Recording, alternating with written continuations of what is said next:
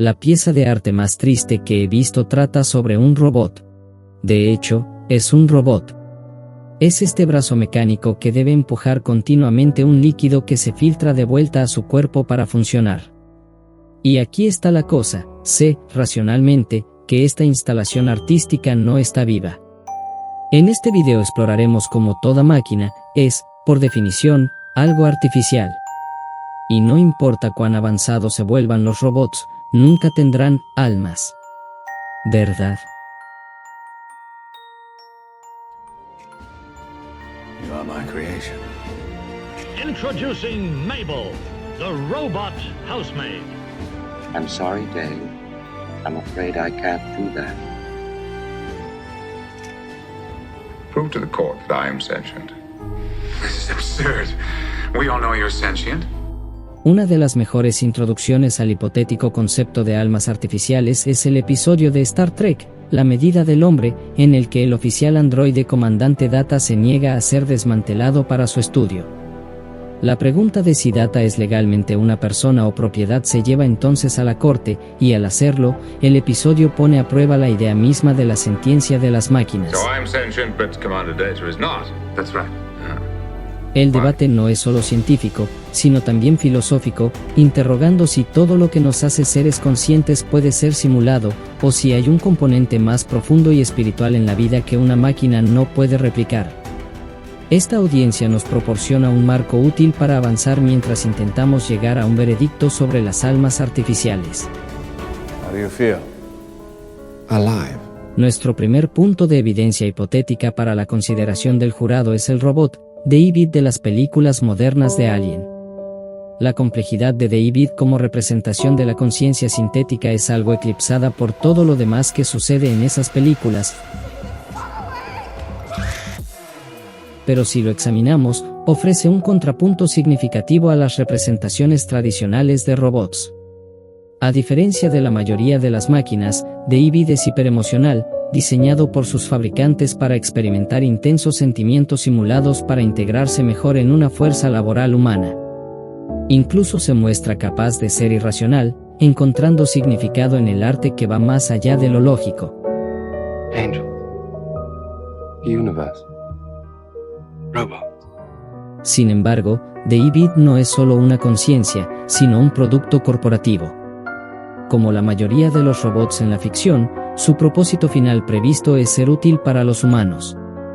A pesar de su condición de ser emocional, las circunstancias de su creación, que fue construido y no nació, son consideradas por sus creadores como motivos suficientes para negarle autonomía. We too are machines, just machines of a different type. Pero la línea incómoda entre lo artificial y lo natural, entre lo humano y lo inhumano, se vuelve aún más borrosa en el mundo de Blade Runner. En esta serie, las personas conviven con una fuerza laboral desechable de seres artificiales llamados replicantes. Referidos como androides en la novela original, los replicantes son tan avanzados que solo pruebas extensas pueden determinar si un individuo es orgánico o artificial, y a veces, incluso estas pruebas fallan. La única justificación para la subyugación de los replicantes que los personajes pueden encontrar es, nuevamente, el hecho de que son fabricados. Pero al igual que David, los replicantes una y otra vez muestran tener emotividad y humanidad, incluso aquellos posicionados narrativamente como los antagonistas. Aunque en Blade Runner 2049 se supone que la empatía de los replicantes se suprime mediante ejercicios mentales que, literalmente, deshumanizan, está claro que los replicantes siguen siendo seres pensantes y sensibles. Por lo tanto, su condición de ciudadanos de segunda clase no se debe a un malentendido genuino, sino a un incentivo económico.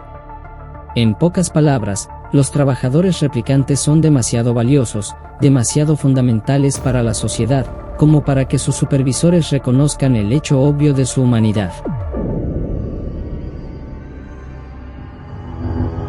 De hecho, las desgracias de los robots en la ciencia ficción han paralelizado durante mucho tiempo las desgracias del mundo real de la clase trabajadora, las personas esclavizadas y otros trabajadores marginados.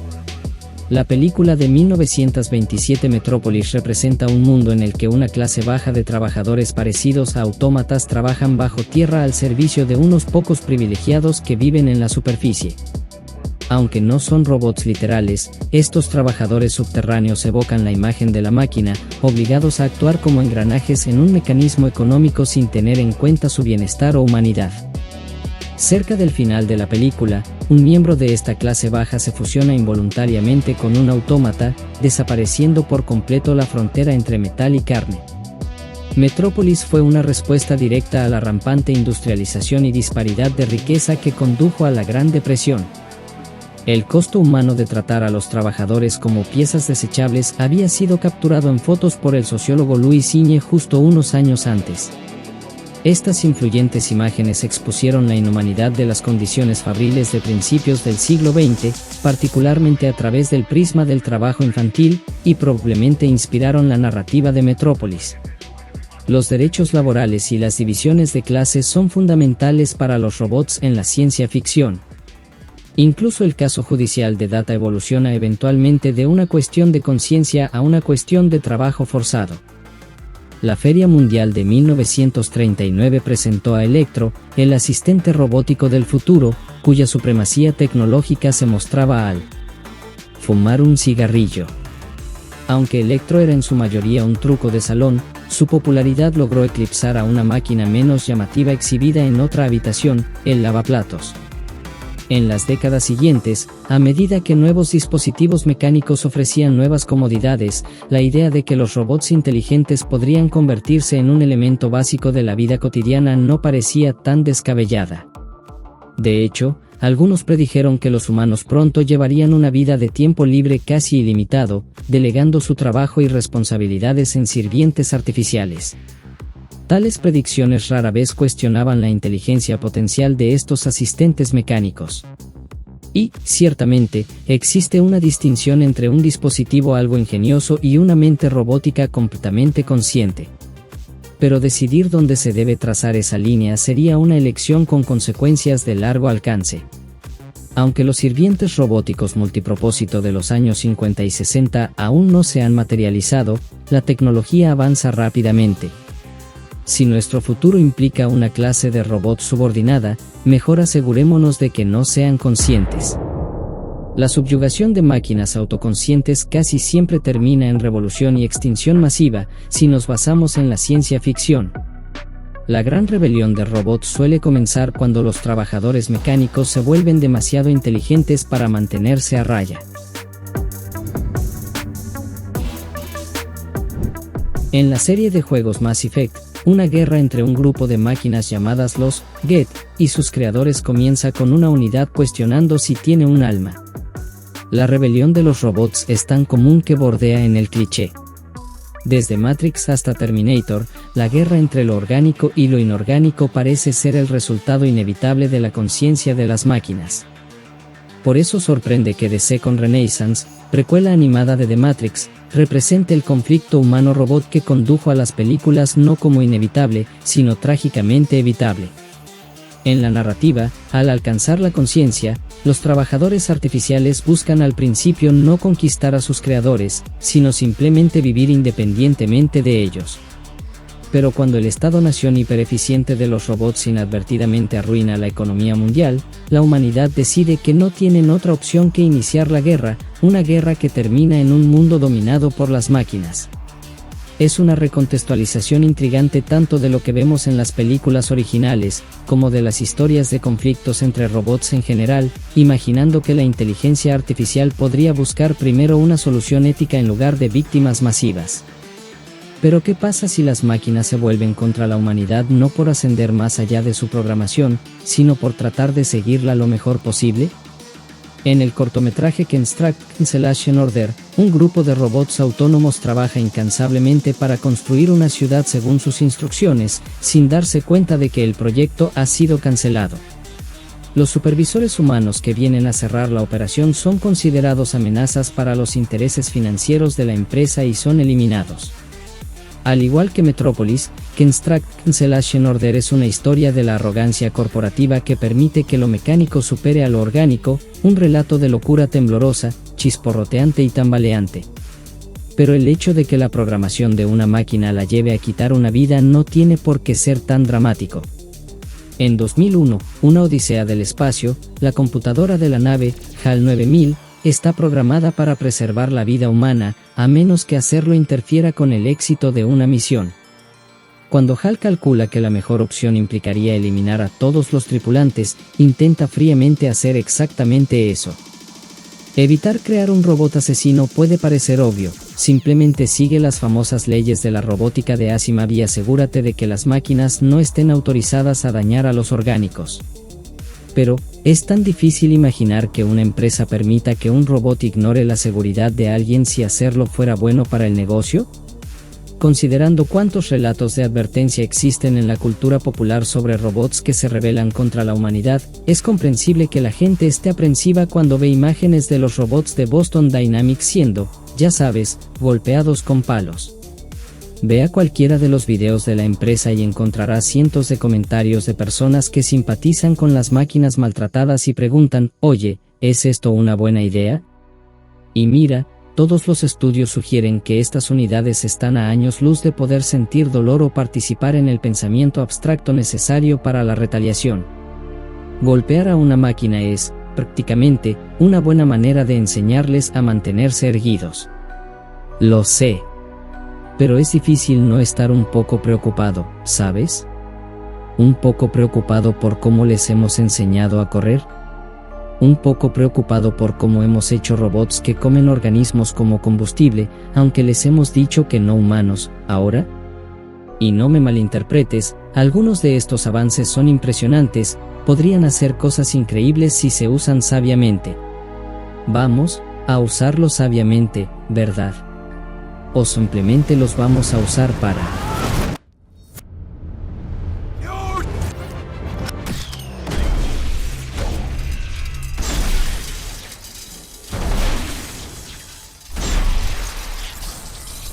En su libro, Ética Robótica, Mark Zuckerberg escribe que, psicológicamente hablando, es más fácil matar a distancia.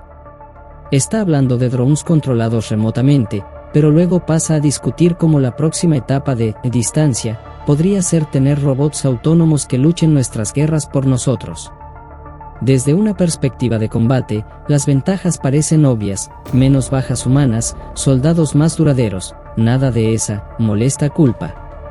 Preguntas como, ¿estos robots realmente serían desplegados solo contra otros robots? Y, de nuevo, ¿estamos seguros de que esto es una buena idea? Las resolveremos más adelante. Cuando consideramos la logística de darle a una máquina poder sobre la vida y la muerte, Ronald Arkin, un robótico contratado por el ejército, propuso que a las unidades de combate se les diera una conciencia artificial, una especie de sistema de culpa sintética para evitar que lastimen a demasiadas personas inocentes. Aparte de la obvia pesadilla ética de confiar en una IA para evaluar el valor de la vida humana, está el dilema menos obvio de ¿qué pasa con una máquina de guerra autónoma después de que termina una guerra? Si a una unidad de combate realmente se le infundiera una conciencia artificial, ¿cómo procesarían sus acciones después del conflicto?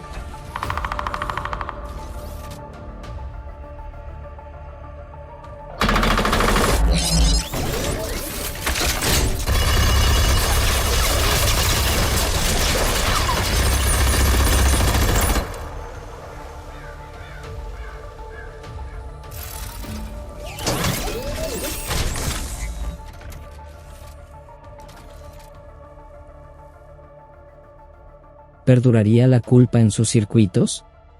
¿Seguirían queriendo ser un arma? En la película animada, El Gigante de Hierro, el titular coloso no fue creado para la paz.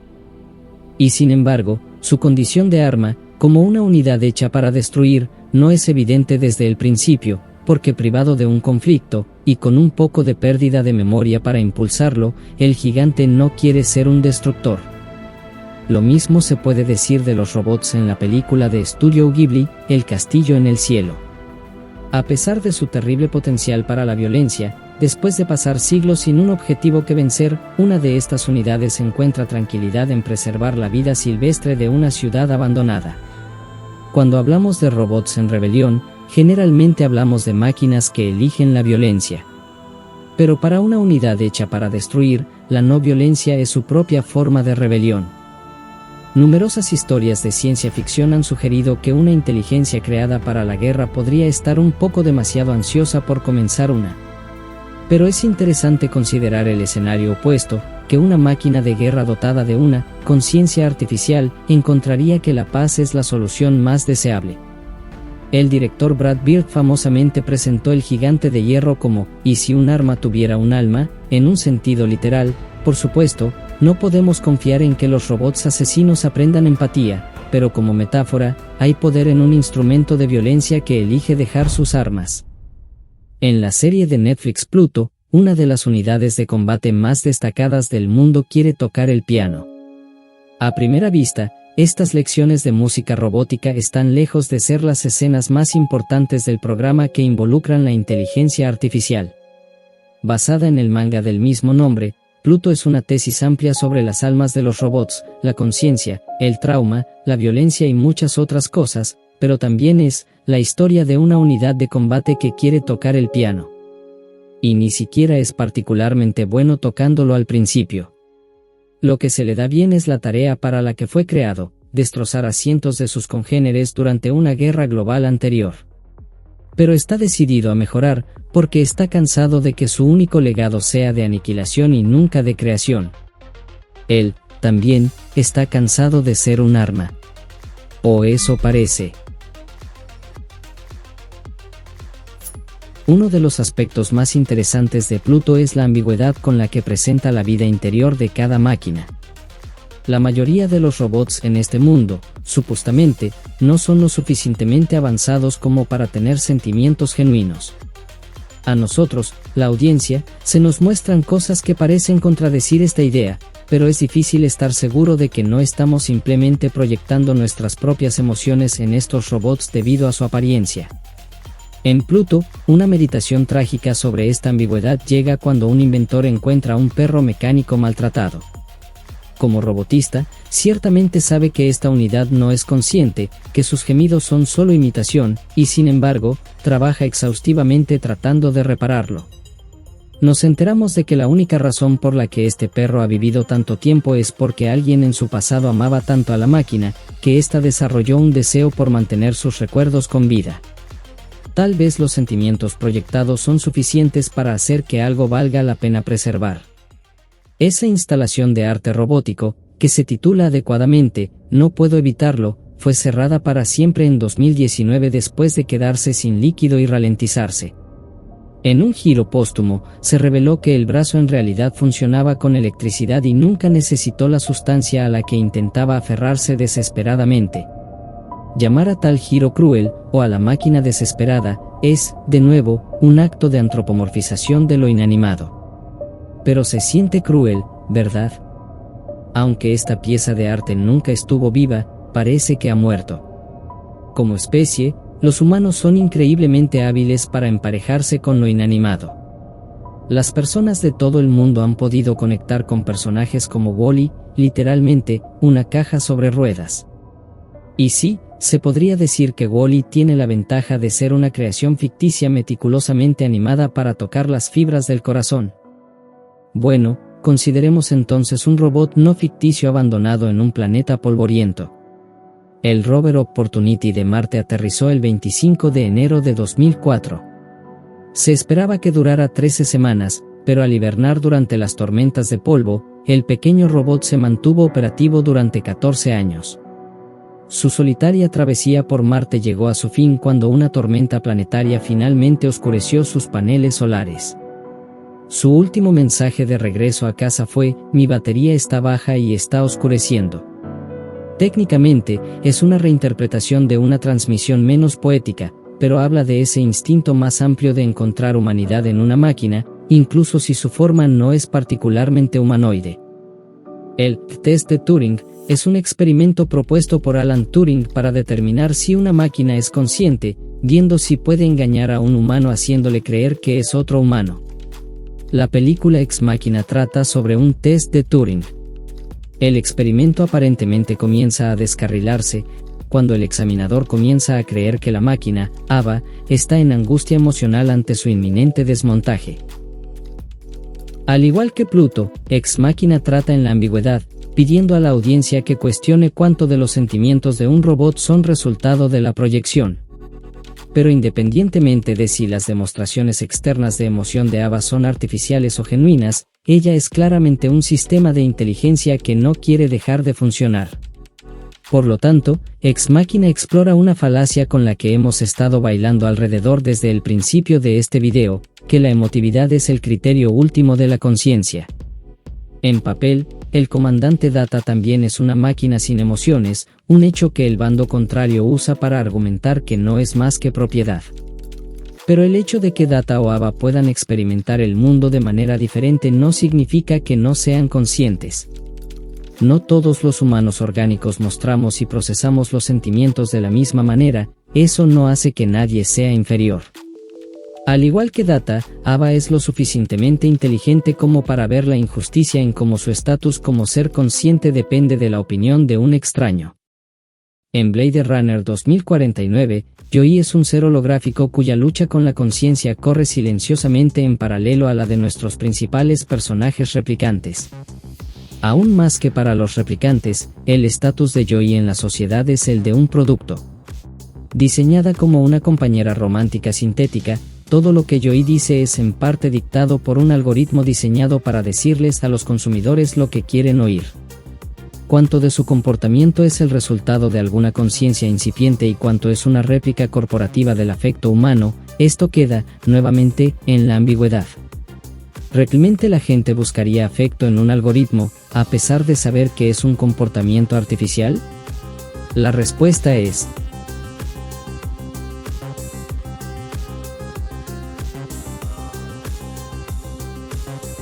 pero cuando la película Her salió por primera vez, esto era más bien una pregunta sin respuesta.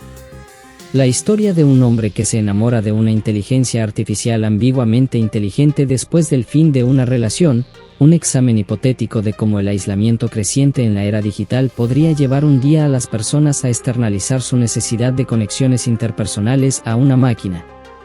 Ahora, es mucho menos hipotético. La soledad es más grande que nunca, la desasociación se está convirtiendo en la norma, y tenemos empresas enteras que lucran con esa miseria humana con compañeros de IA. Mirando hacia atrás, la visión de la IA en Her se siente casi profética. La representación de los algoritmos en Ex Machina es igualmente profética.